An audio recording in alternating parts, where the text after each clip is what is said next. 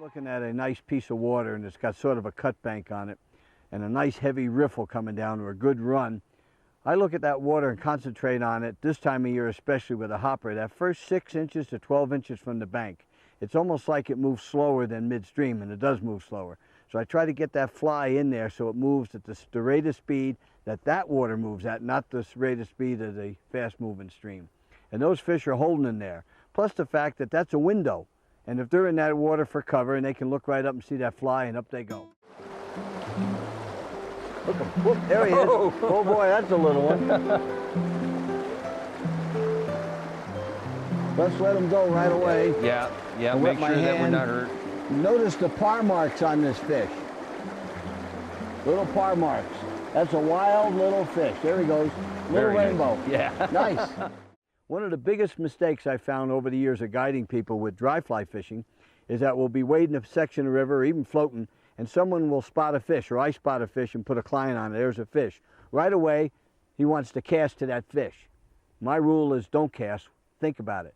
Are you better walking upstream and approaching that fish, or down, or crow? Where's the best spot to cast from? We're here, the fish is there. That doesn't mean we have to lay a fly right on him. Maybe it takes a minute to think, oh, I might be better off 10 feet above. I get a little better float right into that. Look, better fish. Better fish. That's a better fish. Yeah. Nice. Let's see what he is. 2 casts in a row. All right. I'll get up here with you and get him in. I won't even use the net. We'll just take a look. But it looks like a decent fish. Yeah, that's they're getting bigger. That's Decent a nice fish. Wait a second, he's not ready yet, All right. I don't think. We can net him. This is actually a pretty good fish, yeah. Yeah, let's net him. Then we net can him. see what he is. Bring him on in here. We'll get him right on top. Got him. This is what we call a cut bow. Look at this. The fish has got that slash underneath his maxillary. See that? And he's still got some par marks on him. Very nice That's fish. a nice 12-inch fish. Nothing wrong with that fish. Nothing wrong with that. Hi, I'm Mark Melnick. If you enjoyed this video, do me a favor, hit the like button and subscribe today.